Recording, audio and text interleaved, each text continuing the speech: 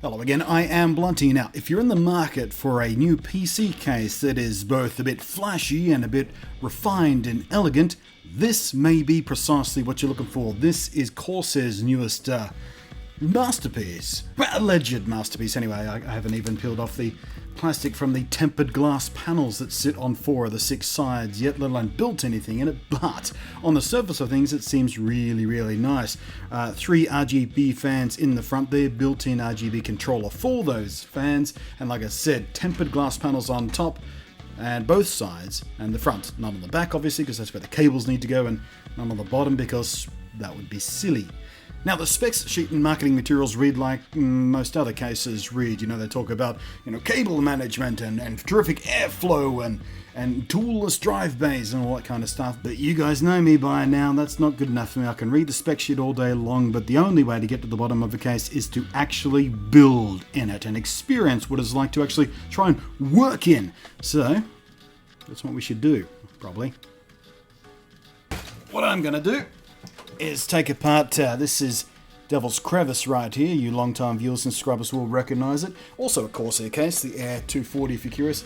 But I'm going to pull the guts out of this and chuck it in that so we can actually see what this thing looks like with the computer in it and all powered up and everything. Now, this case is for an ATX sized motherboard. That is an M-ATX sized motherboard, so we're going to have a little bit of empty space once this is all done, but we should get a good enough idea about how it looks. There is also a 470X version of this, which is a smaller version, but of course they sent me the big one to play with. So let's tear that thing apart, chuck it in there, see how it looks.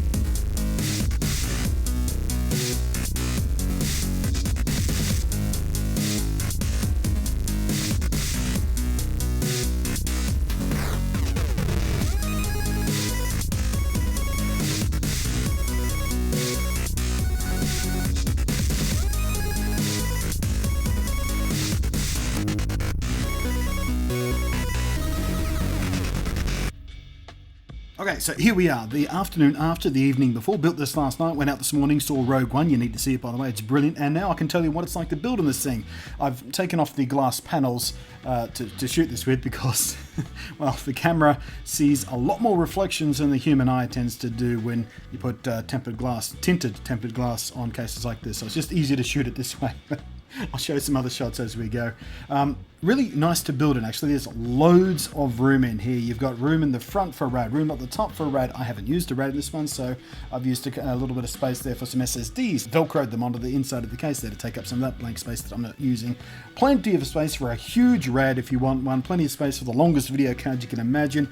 The power supply unit comes with its own little sheath here, which keeps that nice and tight. It keeps all this ugly cable mess out of sight, out of mind.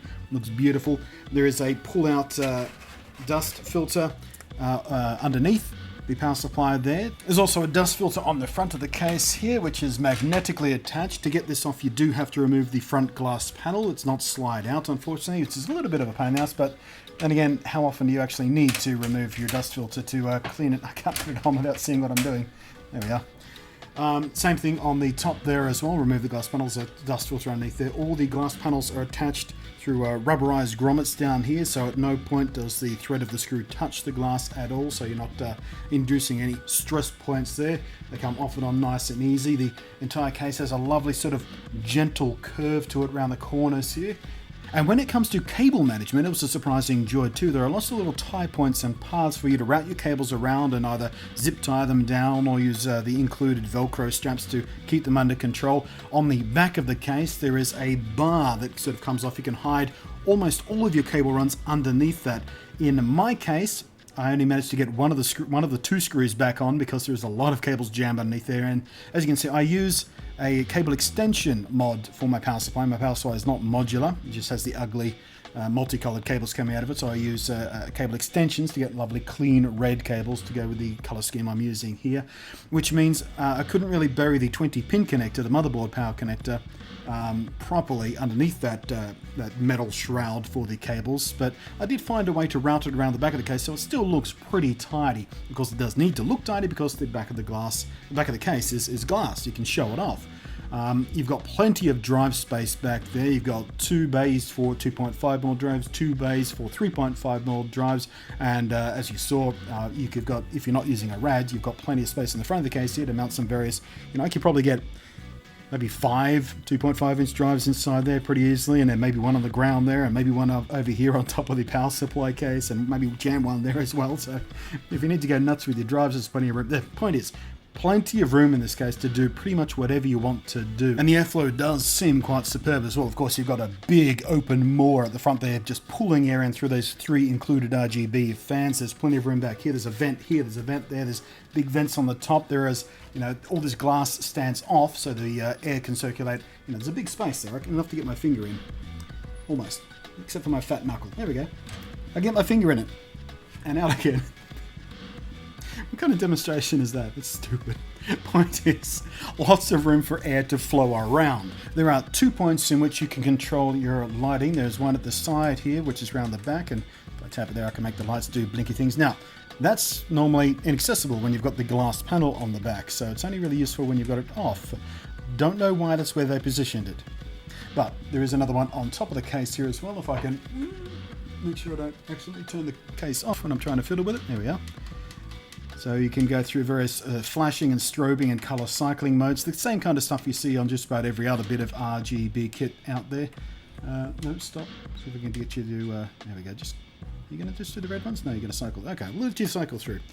And there is room on the included fan controller back there for 3 more fans. So you can put a couple up the top there, 1 at the back there, or 3 at the top. And I guess the point I'm really trying to drive at here is it's a very flexible and enjoyable case to build in. I never felt sort of cramped or restricted. Like I said, I had a bit of an issue getting all those cables underneath the cable shroud there, but it's worth the effort to try and jam them under there because it does look super duper clean when you get it right. And like I said at the opening of this video, if you're after a case that is flashy, meaning that you can show off your choice of components, you've got a sexy graphic card and RGB fans and maybe some lights strung around the place to illuminate everything really nice, your carefully crafted hardline water cooling solution, all that kind of stuff, but you want something that looks kind of classy as well.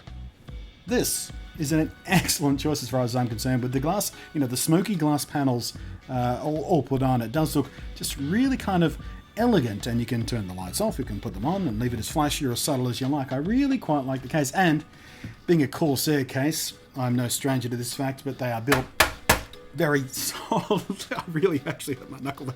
They are built really quite solidly. Illuminated logo on the front there, illuminated logo on the shroud that covers the PSU light up as well. Unfortunately, the power indicator on the front of the case and this are not RGB, which seems like a bit of a weird oversight in a case that's literally got RGB in its full name because of the fans up front there. If they had tied the color of those fans into this and into the power thing on the front there, I think I would have been slightly happier about it. But at least they are white, so they're not going to clash with your choice of color scheme as you go anyway. But, if I was designing the case, I would have made them RGB. But I think that pretty much covers everything you need to know about this case to make a decision on whether or not it's for you or not. The only other thing I will mention is because 4 of the 6 sides, when fully assembled, are tempered glass, it does tend to be a little bit heavier than similarly sized mid-tower cases without the glass on it.